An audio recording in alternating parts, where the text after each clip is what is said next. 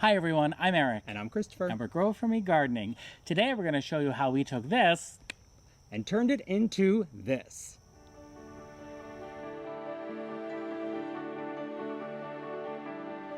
Welcome to our garden here in Zone 5B/6A here in upstate New York. We are thrilled that we are celebrating 1 year on YouTube. Woo! So to help celebrate, we decided that we would take a little trip down memory lane and show you what our garden looked like way back when we started it in 2018. Yes. Without further ado, let's jump right in. This first photo is the moon. It's a barren landscape. This is actually the first photo that was taken of the outside of our house when the landscaping package was installed. Our house is new construction, built in 2018, and our backfill is sand, clay, chunks, rocks. It's really not great to plant in. I know. I'm looking at this photo and I'm trying to identify some of the things. I see there's 3 sea spray junipers. I remember those. Yeah. And then that is a Norway spruce, I believe, right? Or was that a white spruce? That's the white spruce. And then it looks like there were some spireas, which we still have in the back of the garden on the berm. And some darker foliage. Maybe are those Weigelas? I think those perhaps? are Weigelas. But yeah, this was our first picture we took. They hadn't put the compost or the mulch down yet. And I took this picture and I brought it to the local landscape company or garden center around the corner. And I said, "What do you think?" And the woman said, "Get that spruce out of there. It's going to grow into your house." And so we did that. We didn't know anything. We just went and got a wheelbarrow and dug this balled and burlap spruce out of the ground with all of our might and wheeled it to the back corner of the berm and planted it again. It was so hard. It was so we had heavy. No idea how heavy that balled and burlap trees were. But yeah, looking at this next photo, there's that magnolia. When we were picking landscape packages for the house, we had 3 choices. We had landscape A, B, or C. And we had landscape B, I remember that. And landscape B had a magnolia. And Christopher was like, "I want that magnolia." That's what I wanted. And so that's how we ended up with landscape B. So there's your magnolia, Christopher. There's the magnolia. So once the spruce was removed, we needed something that would be our anchor of the front of the house. You know, it's the south-facing corner, and it's a very important spot to have a tree. So we decided on a tricolor European beech, which to this day, and actually we're looking at it over the camera, it's beautiful. And it was recommended to us. We didn't know what it was. We had gone back to that same garden center, and the guy, he recommended it. And I remember it being a big expense. It was a big purchase, having just moved into the home, and all the expenses that come with moving. And I remember they charged us the price was $495 plus tax. So it was well over $500 for that tree. And the shipping cost. Oh, and a delivery fee of like 20% of the cost of the tree. Yeah. And, so we obviously babied that tree. And I remember him telling me, you're going to dig the hole, have the hole ready, but we want to make sure we plant the tree very high. And so he walked us through it. We made sure to water it really well that entire first season. And it did burn. The leaves did burn in its full sun exposure the first couple of seasons. But as it got established, the leaves did stop burning. Yes, they don't burn so much anymore. And then we kept that general structure of the front foundation bed for about 2 years. And then I think it was in 2020 that we added the boxwoods. We added in the Hetzi juniper. Oh, and we added the drip line around the house. Oh, yes. Because I remember that was my 40th birthday. That was his 40th birthday present. And so, yeah, I was getting the drip line installed around the house. And I just really like that undulating drip line. I just really like the way it looked, and it helps, protect the foundation. And then we also kind of expanded the beds around there too. And we wanted to add in structure. We'd started to learn about gardening. We were learning about evergreens and winter interest. And this was our first real foray into structure in the foundation bed. Having that evergreen to cover up that gray cement foundation. And here we have our foundation bed today. We have those same winter gem boxwoods. I think we added a fourth one to the right there. The juniper is doing very well. We work hard to keep it nice and skinny up there. And the tricolor beech is looking really nice despite the hot weather, but I wanted to zoom in a little bit and show you the colors on the blue kazoo spirea. The ageratum is looking great. The firelight tidbits are starting to bloom. I did recently cut back the Invincible Spirit 2 flowers that had burned in the sun, and I like how fresh it looks. Christopher, what do you think of the foundation bed? I love it. It's so much more balanced now. Everything touches, everything looks lush, and the foliage contrast is incredible. The other big project we started soon after we moved in was installing our limelight hydrangea hedge. And that we installed on our west property line because we knew we wanted privacy from all the neighbors on that side of the neighborhood, because it was a little freaky to walk out into the backyard and turn to the left and just see rows of backyards. Rows of backyards. Our next door neighbor's house actually wasn't even built when we installed this hedge. And if you look closely, you can see the string line that's going from property line point to property line point, because obviously there was no fence. So we were measuring our 4 feet out from our string line and 5 feet apart on center, and that's how we planted them. And I don't even think at that point in time we knew we would have a fence eventually. Yeah, I don't think that was ever in the planning. Then eventually it was mulched. I think that, not that year, the next year we mulched everything together. No, we definitely mulched it the first year. We mulched each plant individually, Yes. and we ran a drip line. I think it was a soaker hose, actually. And then the next year, I think we connected them all and gave it that nice clean look. And they look really good their second year. This year, very different. We now cover the entire fence, the 6-foot fence we couldn't even see before they were blooming. Thousands of gorgeous, giant limelight blossoms, and it is stunning this time of year. The next section is really interesting. It's seeing the transformation of the east side of the house. And looking at this picture, this is tremendous. That little, I think you can see the juniper right there over my shoulder. That's that juniper. And we had planted it there, I remember, to help provide privacy from the street looking into our backyard. Again, it was pre-fence and all of that stuff. And you can even see the little wooden staircase that they put off the back of the house for closing. This was, what, 2018 or 2019? That's 2019 when we started putting the trees And in. we kind of just started planting shrubs down the length of the house, just trying to fill space. Yeah, well, we'd see what would happen. Yeah, and then again, the stone drip got installed that next year, and the wavy beds. And it's funny because we can see that irrigation box, that green irrigation box, is now very deep in the bed. Like it's probably like 3 or 4 feet into the bed at this point. So that's how much they've expanded over the years.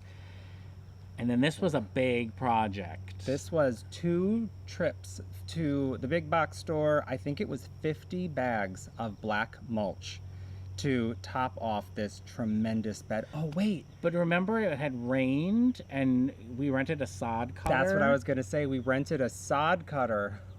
Oh, That was that hard. was so hard. was I do not horrible. recommend it. I set it too low. In hindsight, I think I was trying to dig 4 inches down. It Yeah. was terrible. And so again, obviously this is pre-fence, but we kind of knew the shape that we wanted. And then we planted some things. Yeah. It was some choices. We started experimenting with stuff. There was Diamond Frost Euphorbia, it looks like. I think there was definitely a phlox in the background. Oh my gosh, there's the gold cone juniper right there. I got that on clearance. It was in such terrible shape. I thought it was a weeping juniper, and I thought, oh my gosh, that's cool, a weeping juniper. That was a dogwood that we got that quickly died. Yeah, it had anthracnose. Maybe. I mean, that's what we thought at the time. Some disease. But scrolling a little more, that's really interesting. We had the bird bath with the solar bird thingy in it, the solar fountain in it. Lots of super tunias. But that bed has changed tremendously. You can see it right behind Christopher over his shoulder. It's just over my shoulder. But those oh wait, no, those limelights aren't still there. Nope, just kidding. But one of those limelights ended up moving across to the limelight hedge. One of those limelights did tack onto the back of the limelight hedge over there. Yeah. And I remember being so proud when Eric took this picture. I was like, oh, look at the sun rays. He's so artistic with his photos. Oh, look at the willow. That's the willow that is now trained up as it's a pollarded willow now. But look at we had replaced that dogwood. Oh, the redbud's right there. Yeah. Scroll in a little bit or zoom in. I can't see. Yep, so that redbud, it's even got a watering bag on it. It does, and the juniper looks a little better. This is obviously the next year, right? Yep, that was the next year. All those shrubs that we planted along the side of the house are now connected with very narrow garden beds. Very narrow garden beds. So then the following year, the fence happened. The fence did happen, and we had to figure out a way to get that bed to meet the fence. You can see the red buds in bloom in this photo. That fence was put in, I think, in late April. Oh, we upgraded the fountain to the 2-tier solar fountain. Yep, that one lasted about a season before it crumbled, so I wouldn't recommend that It one. really did. But look, we still have the Winecraft Black. The Winecraft Black for Season in the Ground. I think that's when we added those emerald green arborvitaes. Yep. That juniper is definitely looking better in that photo. Definitely. Sure. I remember thinking, wow, it's not weeping anymore. Oh, the Sprinter is there too. Yep, the Sprinter and even the Peachberry Ice coral bells. That was kind of that is when we really started like piecing it together, like thinking about color contrast and that Winecraft Gold with the Euphorbia in front of it and the Peachberry Ice. And I think on those trellises at that time were sweet peas. Oh, they were. That we started from seed. We had been inspired to start from seed, and the rabbits really went after those. But this is 2020, right? Yes. 2021 is when the fence was put in, so this has to be 2021. So it's really when our garden started to take shape. Really interesting. Oh, but quickly, the Tromner spruce. That was a little spruce. That was very little. Wow, does it look so different now. And what was planted around it? That was Ridiculous Coleus. That was Nicotiana. We still have Nicotiana showing up sometimes. Yeah, it pops up every once in a while. Lamb's ear. That's the Quickfire hydrangea. Wow. I will zoom in as tight as I can, but that is what the Quickfires looked like before. Yeah. They this is early in the season, though, I bet. And then also in 2021, around my birthday is usually, Memorial Day time is usually when we go up to Gardener Supply. And the first time that we went was when the Gothic Arch happened. And it was the official moment we connected the east of the house to the east border with the fence. And you can see over Eric's head, it's still there. It's got the beautiful Generous Gardener Rose, Betty Corning Clematis on it. And the bobos at the foot of that arch are perfect. So funny. Zoom in on this photo, though, on the left here. So I had planted 4 quart-size Invincible Spirit 2s. So those are what's over, to my right now. 4 little quart sizes. So this was 2021. So those are 3 years old. Yeah. That Quickfire Standard we got on clearance at Home Depot or Lowe's for $5. I remember that. That's the beginning of the Lamium. Very interesting. This is, I haven't looked at this picture in a couple years. It is wild to take a look at this again. I think it looks nice, though. I think this is where we started to really come into our 2021, I think, is when the garden started to, we found our style. So that means, 3 years of experimenting. 2018, 2019, 2020, and 2021, I think, is when we found our groove. So I just jumped up from filming the video to show you what it looks like now. We're filming in the hydrangea room. There's Christopher. And here are those Invincible Spirit 2s, the arch, and then when you go under the arch, there's the east side, and there's that Tromner spruce, looking very stately over there. Lots has changed over the years, but lots has stayed the same now that I'm looking at these photos. Oh, and I have to show you that gold cone juniper and how well it's doing now. And the Quickfires.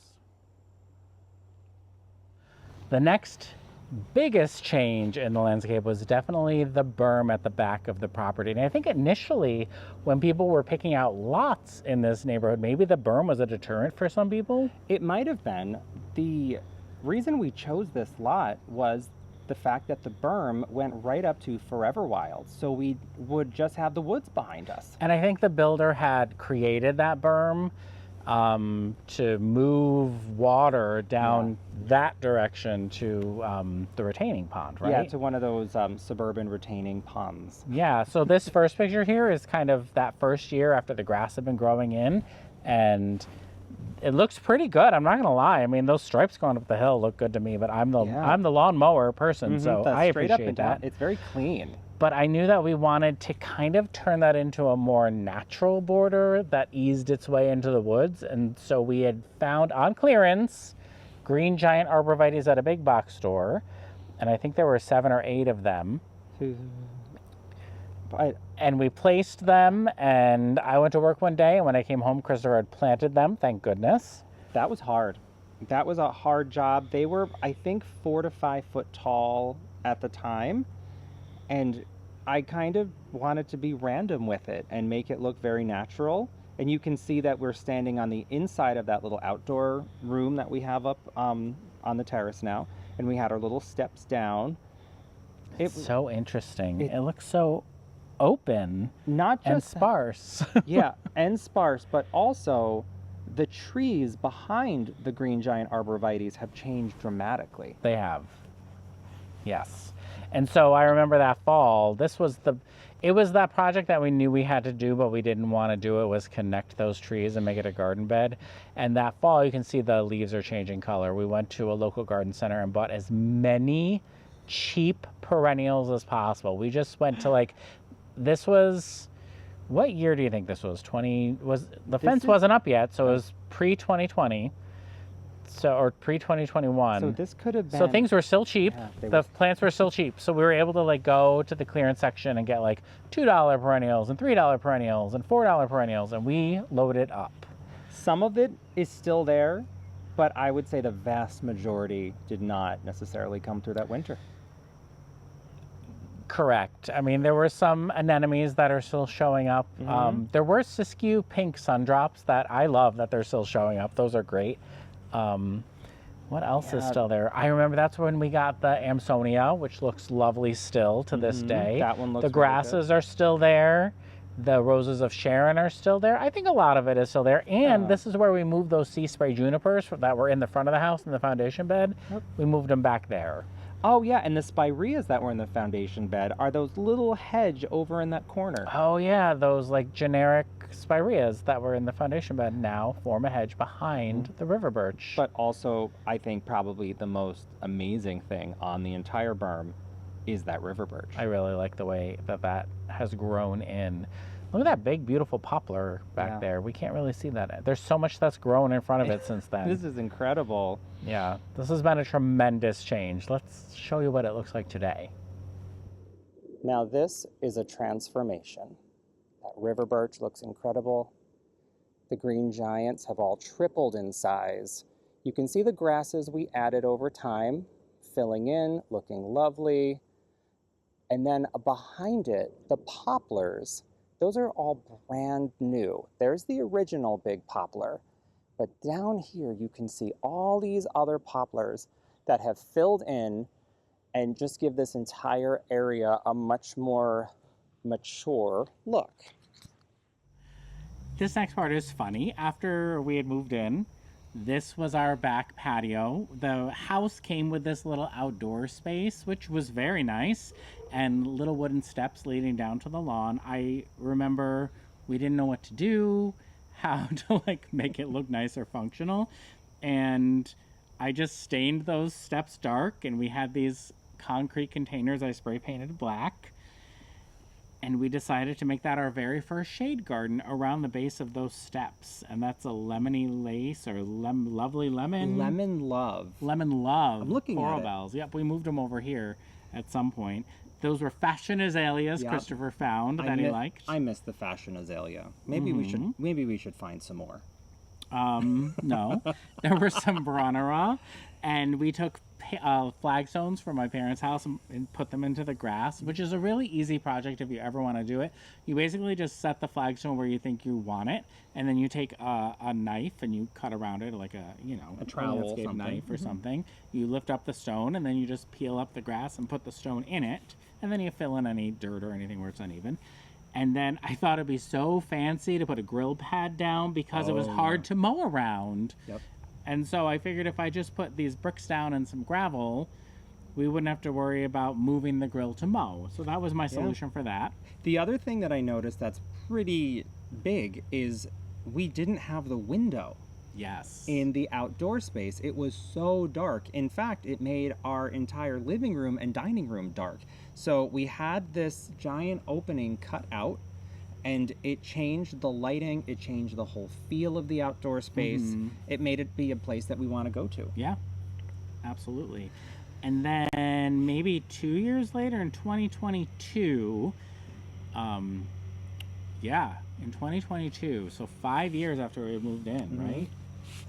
Wait, how long have we been here? No, it was 4 years after we moved in.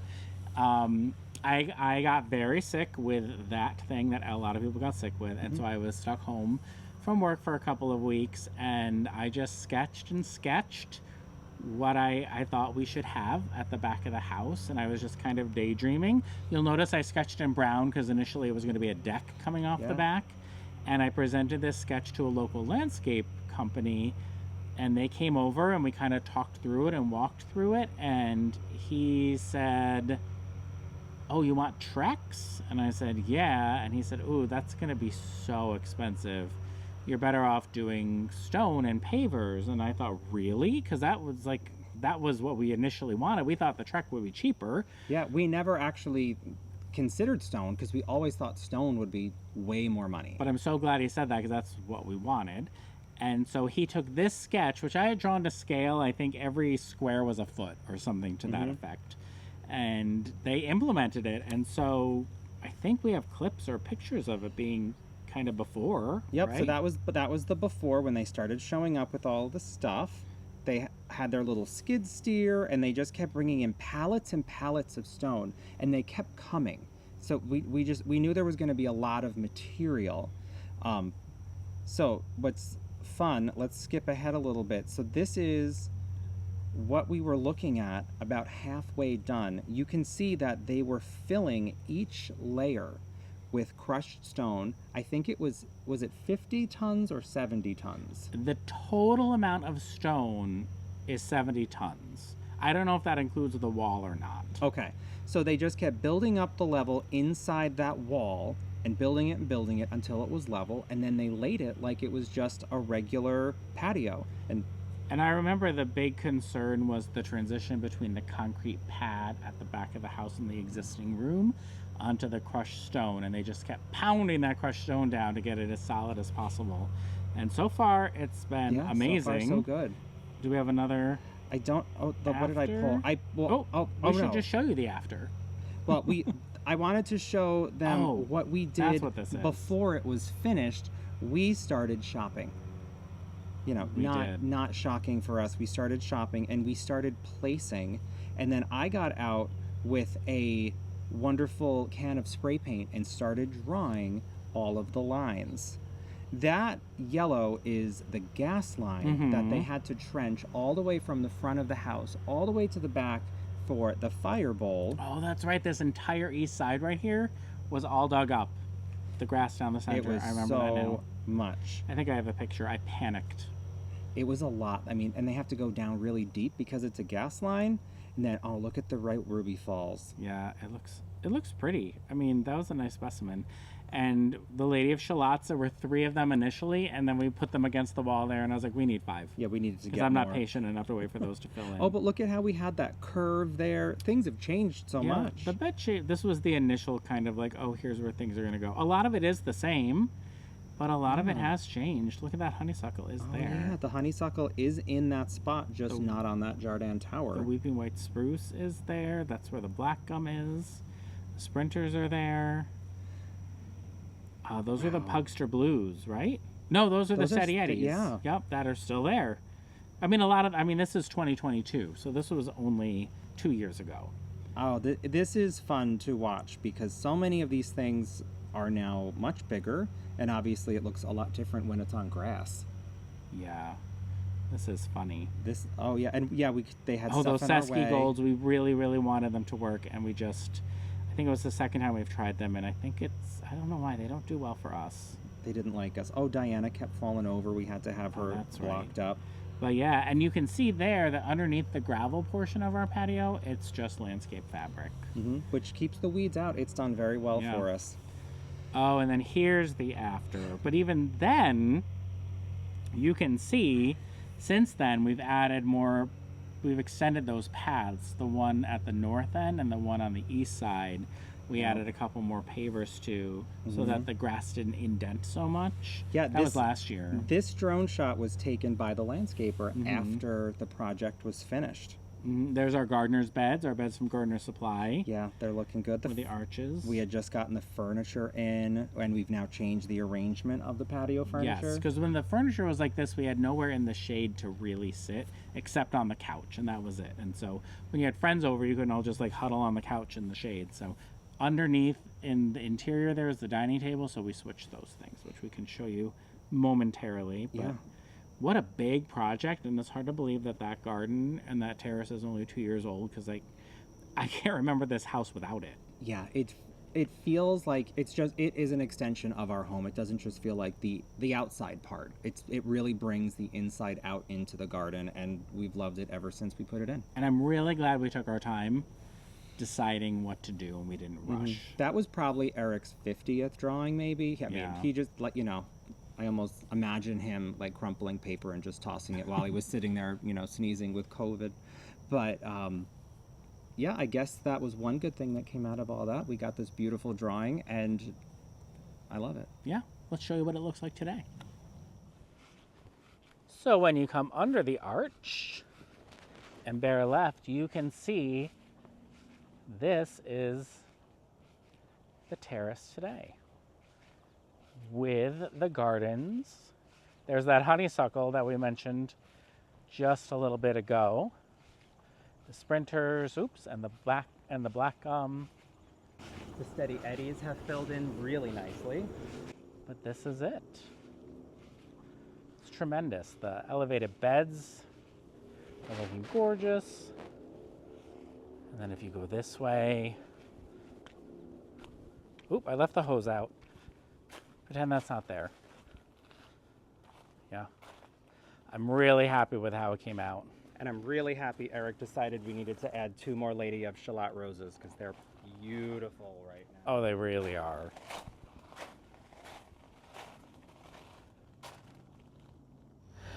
Well, that has been really fun, kind of looking at those photos and seeing how the garden has changed. I never knew that 2021 is kind of when we pinpointed our style. Yeah, I thought it was 2020, but it really was 2021 when we figured out what we were looking for. And there is more to come in this garden, I'm sure. Yes. We've added so much. We've added the hydrangea room. We've got plans for things in the center of the yard. Yeah. We've got some inspiration all around. Yeah, so it's been great celebrating 1 year on YouTube. Thank you to everyone who has subscribed and supported, and so many kind words and messages whenever videos are posted. We really appreciate that. We really do. So if you haven't subscribed, please subscribe and check out any other video. We take you along on all the things that we do in the garden and keep it up to date. And it's been a lot of fun this past year. I've really enjoyed it.